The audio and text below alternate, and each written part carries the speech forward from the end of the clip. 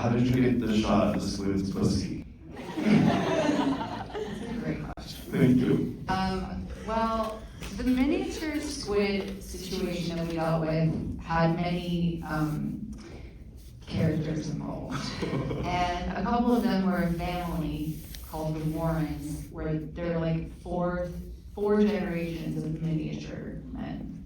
Like, yes, they are on miniatures. But they Miniature men. Men who make miniatures. the great grandfather and the grandfather. How do you mean? It's just making it weird in here. The great grandfather and the grandfather have Oscars. The company is run by two 60-year-old brothers, and then the adult son, Brandon, runs the office. So they're all a thing. And then we have this puppet made, and I have like pictures of Gene, the salty 60-year-old brother of this company, like palpating this, like screwing pussy. Wait, but was all the squid footage puppetry? Yes, except for the one where I shot. Everything else is practical. That is so cool. Okay, well I wasn't trying to hear them, so. You know what I mean? And it was like as much of a bitch as you might think, honestly, but I really feel like it was worth it because AI is so boring and it is so fun. I mean, it's so, by the way, it's also so convincing I thought it was completely real. Yeah. We don't need AI. We don't need it. Well, I mean, I guess that leads to my next question for you, which is visually, I mean, it's so like, I loved how it looked so much from the first scene of y'all on the couch, the like glowy yellow orange. It was like, it was obviously recognizably a stoner film in a way that it needed to be, but it also felt like it was distinct in its own thing, and it had like a kind of, dare I say, feminine touch. But it's just, you know, because I sometimes feel a little like, we've seen the weird, you know, when I see stoner movies, it feels very, you know, dude, Yeah. and like, which is fine, but like, I don't know, just I thought this was a new look, and I'm just wondering what your kind of visual principles were, if I may,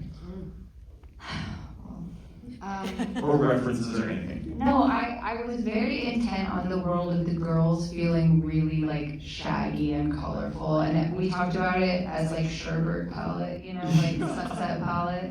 It was like rainbow sherbet, and then I was about to do like an impression of like a Scooby-Doo thing. Yeah. And I was like, you shut the fuck up.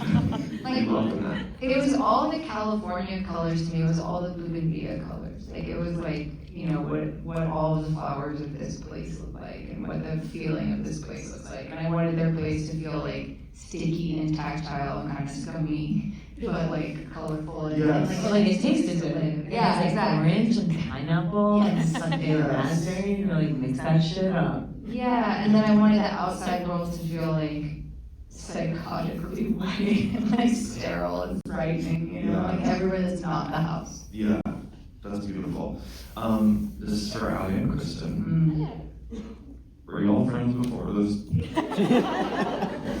Yes. Okay, because the chemistry is off the charts, truly. Can you talk about your friendship and bringing it into the movie? I'll take this one. You can try it. Oh, I will. Just like this. I need to learn how to do No, these mics are wild because I'm hearing my voice loud. Can you hear me? I was like, okay. He's like, don't address it. I just want to say I'm also been friends with John for years. Oh, whatever. And thank you for doing this. And he also made a movie called Maddie's Secret, which you guys like. It's so fucking good. It's unbelievable. Anyways, we're paying him to be here. But not. We met on a film called The Runaways by the director Floria Sigismondi. So I saw the cover of a magazine and it like triggered me, honestly. But I had a very small part because my character couldn't speak for legal reasons. But it was a cool movie to be a part of, and Kristen was playing Joan fucking Jett. And it was so cool. Joan Jett was just like on set all the time, and we were young and they were dressed the same. And it was like really trippy. And we were friends, like we hit it off, but we also just like were young and weird, and then we would just see each other over the years. And every time we see each other, we'd kind of lock in and hang the rest of that night. But we weren't like texting like, let's have lunch, you know, as you do. And then this came like across. name those nights. It was like Venice, New Orleans, 2 to 3 times in LA, maybe like one little passing New York. And I was like, dude. And then I watched everything she ever fucking did because she's making such incredible shit. I was like, man. And then Dylan sent me, I remember we had a meeting, me and Dylan, and I was like, this is an insane dream situation to be like, to play Best Buzz. It felt like we needed the opportunity to really like delve in, but it was all caught on camera in a way. Yeah. Like us being like, we are good friends. You know, like we were able to capture it. Yeah. It's also so nice to see the two of you be so silly and free and like, you know, like when we did search party together, I feel like I'm the one that goes, guys, I can't hear my friends. But like you had to bear some of the dramatic weight of that show. Yeah, you do so silly. Yeah, it was like heaven to watch you. I mean, honestly, it's my goal as an actor. I was like, I just want to play like dumber, sillier characters, and not to make it. You're welcome. Yes, thank you. I feel like women don't get to do that very often too, and we can kind of count them on one hand. You know, like Romeo and Michelle, right? Dick. A lot of the references for the movie were like, yeah, these like amazing duos of these just like playful, and they're like genius performances. Yeah. Because it's not easy to pull those off, you know. So it was a real gift to get to like play in that world. Kristen, was it fun for you to be silly and bright? Yeah, it was just like so new for me. I was like, dude, I like needed a fluffer. Let's go right here. I was like, For comedy alright, fire. alright. Okay, let's go. Yeah. No, I'm a fucking dumbass. That's like been the funniest thing about doing this press tour, like a fucking full tour. Yeah, and everyone's like, you are just having the best time. It's so crazy. Tell us what it like to be something that you've never been ever in your life as long as we've seen you since you were 9 years old. And I'm like, suck my dick. Well, it's so clear by how good you are at it that it is energy that you both clearly like. They are rom-coms. I mean, I don't consider myself one too, but like they know how to fucking party and hang and are dumb as fuck, and also get so much shit done. We know. Such rom girls. We're innovators, dude. Okay, this is a question, a kind of weird question. Is what's the good thing that you cooked while high and thought was genius, but then in sobriety realized it was disgusting? I always think about that like surf and turf thing you made. It wasn't good. It was like a Just secret crazy on your sauce. high. It was a surf and surf turf soup. which is like not it. I think they rushed it away. So I was like, I cooked all this kind of like, it was like mashed potato. It was like imagine like a potato soup, which you all fucking love. Yeah. And you just have like little slivers, all this shit. You were like, I need more of that. And then you just, should I keep going? Yeah. I Was it a actually bisque? Was it biscuit? Yeah, dude. I didn't like blend any shells or anything like that. But I was like, But there was I also used sauce, I used broth, and then I used every person's, you know, we were like at dinner with 6 people, and I used all the leftovers. And I was like, it's dinner. But Kristen is love that kind shit. of a Molly, like in the kitchen. Like she takes big swings, she invents stuff. She's like creatively reaching all the time, and it is one of the things that I do really appreciate about you is that you go after it culinarily. I'm down to just fall on my face and say, don't eat that. Yeah, I mean sometimes you have to call a spade a spade. You know what I mean? Sometimes you're like this, it didn't work. Yeah. But Maggie McLean, my best friend who I wrote this movie about, and she's our producing partner over there. She's made some wild shit over the years. I've definitely had some pastas where she's been like, I put jam in it. That's the best stuff I've ever eaten in my life. Wow. So, you know, you just can't know until you go. Well, can you talk about? Oh, bye. I just suddenly my pants are not where I wanted them to be. I fixed it. Can you talk about what what in this is true? I mean, obviously, the movie's so insane that I don't expect there to be much, but there is some sort of real life connection. Everything that is not like overtly supernatural is true. Like, Maggie and I lived together for 5 years. We nearly burned our house down every single day.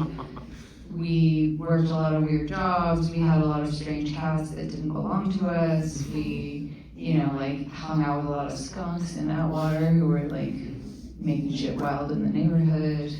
And like we were just sort of dead beating around for a while, and then she fell in love with real life Josh, who is also here. Oh my He's God. right here.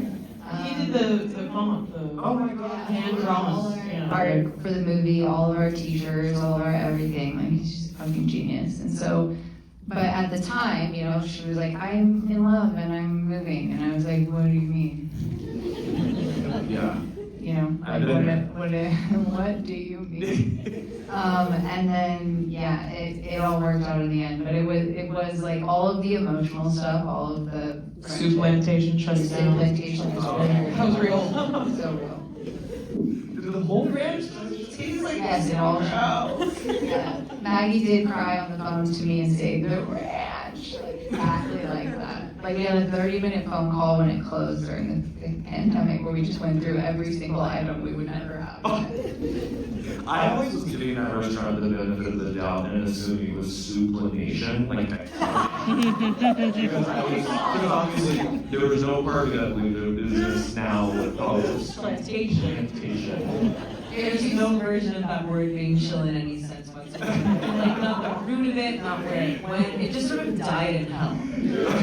So, it used to be actually just Soup Plantation in the movie before Soup Plantation closed, and there was a whole joke that was about the name, and like, Frankie being like, does that make you feel weird? Like, that makes me feel weird. She's like, I think it's because, plantations are made out of plants, and that's the salad part. Yeah. When it wasn't Soup Plantation anymore, then that joke. Yeah. On any jokes. Yeah. Right. Can you talk about Geena Davis and getting her? I should also say that we have the same birthday. And baby spice. Oh my God. Silence. That's all baby spice. Do you guys know your particular, like, Melissa? Sabrina. Melissa. Sabrina the Teenage Witch. So, Melissa Joan Hart. Melissa Joan Hart and Conan O'Brien. I feel like I just showed myself. You're a real showman. Yeah, exactly. I'm an embarrassment. Kristen, who have you got? I mean, the reason I asked that was because I wanted to say mine. Yeah, there you go. They're ridiculous and scary. What are they? Jenna Jameson, Hugh Hefner, and Dennis Quaid. Oh. Oh, and Elle fucking Fanning, though. Oh, okay. She's like, so we're good. We're the crazy girls, and they are a problem. Yo, I've got Ozzy Osbourne, Jean-Luc Godard, and Brendan Fraser. Oh my God. I also Wow. one to the Jean-Luc. I'm fucking Jean-Paul Belmondo. Yes. I know who that is. Okay, Geena Davis. He's like the guy in Breathless that does this shit. He's like cool and runs around and he can climb up trees and shit. Evil Night bitch. He was in all of Jean-Luc Godard's movies. Okay. So, Godard was You're like giving my Q&A back. Geena Davis, go. So Geena Davis is like my adopted mom. Like, I have this really crazy story, and it actually takes too long for us to do it here, but like, my mom died when I was really little, and I was watching A League of Their Own like nonstop for the year after, because Geena reminded me so much of my mom. Yeah. And then over many years, I was like developing the celebrity mom wish list, which was kind of a bit, but also true. And Geena was always like the top of that list. There was like never any competition. And then someone I knew cast her in their movie and was like, you need to come talk to her. And I was like, no, I don't ever want her to know about this weird mom thing that I have. Like, that's just gonna freak everyone out. I'll probably cry and everyone will feel uncomfortable. And there's just no reason for me to ever encounter her. And then I got bullied into it. And I'm gonna skip through all the parts that are embarrassing of the story, but she really did adopt me. Like, she was like, I'll adopt you, and then she would like check on me at holidays and like text. She wrote on my script. I think she read The Wrong Girls like 100 years ago when it was a baby script, and check on my meetings. And she's like the coolest woman ever. She's exactly who we would want. I'm proud to say I've smoked weed with her twice. I just loved it. It's like The best thing ever. I'm getting her biological. I did another movie with her, and then when we just had the party for the premiere, we smoked weed again. And it was She smokes a tree. She smokes a tree. And she's in Mensa. She's just smart And she's an archer, Olympic. Yeah. But like I asked her to come to, I was like, do you want to come be a part of this like dumb shit that I'm doing? She was like, yes, of course, because she is a motherfucking queen. She really is. What a beautiful note to end on, because we have to end. Oh, That sucks. Don't Should we do Q&A? We've been here for an hour and 34 minutes plus tonight's like we want to Yeah, go. now I gotta go home. Yeah. But listen, please give it up one more time for Dylan, Alia, Kristen. Oh my God. Thank you, John. I love you guys. Tell all your friends to go see this movie. Thank God. Bye.